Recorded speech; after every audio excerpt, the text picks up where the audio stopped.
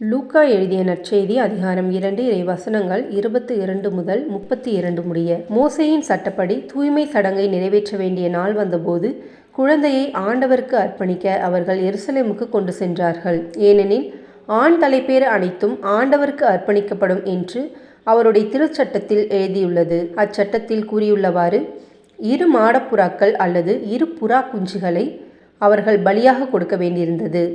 அப்போது எருசலேமில் சிமியோன் என்னும் ஒருவர் இருந்தார். அவர் நேர்மையானவர், இறைப்பற்று கொண்டவர், இஸ்ரேலுக்கு வாக்களிக்கப்பட்ட ஆறுதலை எதிர்பார்த்திருந்தவர். தூய ஆவியை அவர் பெற்றிருந்தார்.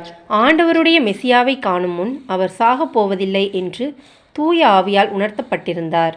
அந்த ஆவியின் தூண்டுதலால் அவர் கோவிலுக்கு வந்திருந்தார்.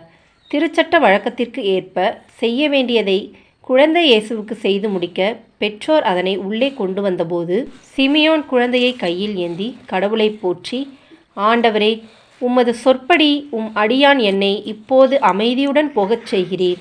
ஏனெனில் மக்கள் அனைவரும் காணுமாறு நீர் ஏற்பாடு செய்துள்ள உமது மீட்பை என் கண்கள் கண்டு கொண்டன.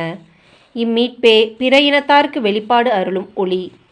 இதுவே மக்களாகிய இஸ்ரேலுக்கு பெருமை என்றார்.